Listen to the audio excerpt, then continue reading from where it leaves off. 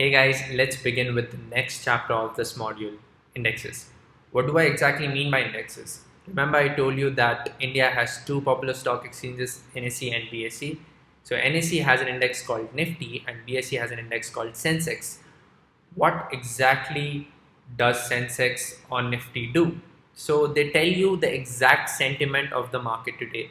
For example, suppose NIFTY or SENSEX is 2% up today, that means that the overall sentiment of the market today is positive, which means the prices of most of the companies are going up today.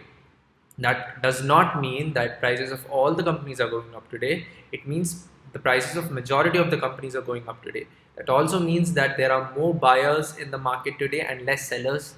Similarly, what does it mean when Nifty or Sensex is 2% down? That means the overall sentiment of the market today is negative and there are more sellers and less buyers. How exactly are Nifty and Sensex calculated? So Nifty is made up of top 50 companies of India and Sensex is made up of top 30 companies of India. Top 50 companies on what grounds? Top 50 companies with the highest, as in highest free float market capitalization. What do I mean by free float market capitalization? So first let's look into what does market capitalization mean. Market capitalization is basically number of shares issued multiplied by market price of the share. For example, let's take Reliance. Reliance has around 3.1 billion shares and the market price of Reliance is approximately 2000 rupees today. So you multiply them and that is the market capitalization, right? Now what does free float market capitalization mean? That is number of shares issued minus promoters or lock-in shares into market price of the share. What do I mean by minus promoters? For example, in Reliance, the Ambani family has around 46% of the shares, right? Remove that. And what do I mean by lock-in? So this brings in a concept of sweat shares. So what exactly is sweat share? Suppose you are an employee of a company of Reliance and you have been working tremendously hard and you have been giving tremendous results. Instead, or even with bonus, what you receive, they also give you something called sweat shares. That is, they tell you that, hey, you have been working really hard and really good, so we will give you shares of Reliance at 50% discount, say 1000 rupees. So what can happen is employee can take those shares and sell it in the market the next day and gain profit, and the company does not want that. So company sets in a lock-in duration for those shares. That is basically the lock-in. So free float market capitalization is number of shares issued minus promoters or lock-in shares into market price of the share. So how is Nifty exactly calculated? Current market price, whatever we learned now, that which is definitely always changing, divided by base market cap. So Nifty has, since an NSE has decided base market capitalization of a particular date, that is 3rd November 1995. On that day, the market capitalization was 2.06 trillion. So why did they select that date? It was their choice. There is no certain reasoning behind that. Okay, so current market value divided by base market cap into base index value, which is 1000. Again, there is no logic behind it. The NSE has decided this by 100. Similarly, to find out Sensex, the formula remains the same. The current market value obviously changes. It's the top 30 companies. They have a market cap of their own on a date decided by them. Into they have a base index value, whatever BSE has decided, by 100. So that is how you calculate Nifty and Sensex. So the next what we come up is the benefits of a shareholder. So when you own shares of company, that company gives you certain benefits. So the first benefit we are going to talk about is dividend.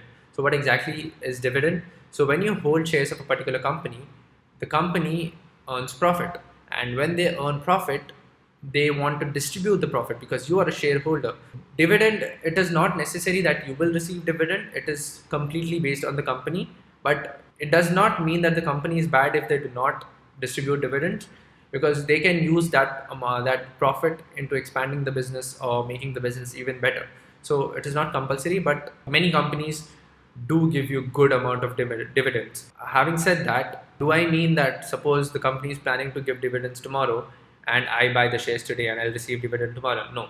So the company selects a record date, and if you have bought shares before that date, you will be eligible for dividends. Next, we'll talk about right issue or right share. So we spoke about public issue in the previous video.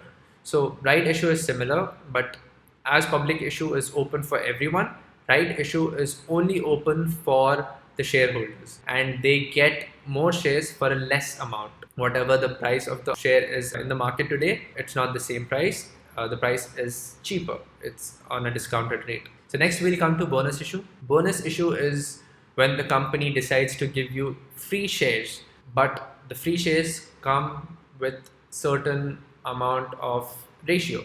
Suppose you hold 10 shares, the company decides that for everyone who's holding 10 shares, we'll give 1 share extra.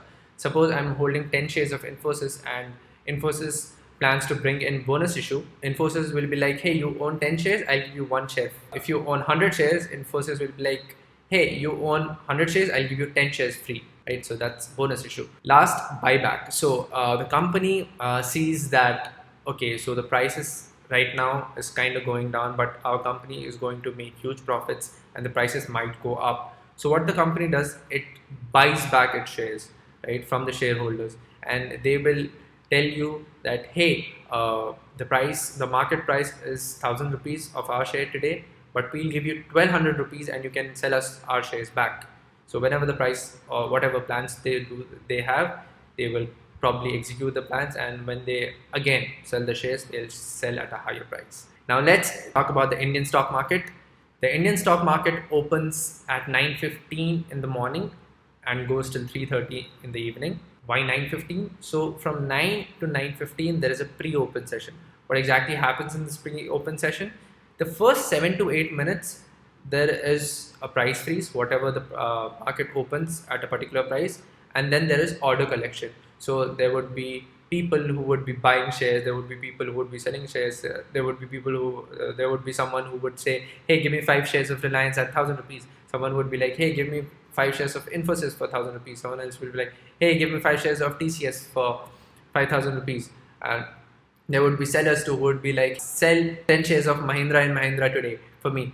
So there would be lots of buyers and sellers, and all the orders would be collected in the first 7 to 8 minutes. The next 4 minutes, all these orders would be matched with each other, the buyers with the sellers. And the last 3 minutes is buffer. There's nothing happening in the last 3 minutes, and the market is preparing to open itself. So with this, we come to the end of this video and also the end of this module. I really wanted to keep this module short and simple because this is just the starter and people are waiting for the main course. So we will jump right into technical analysis in the next video. Thank you for watching, and I will see you in the next video. Cheers.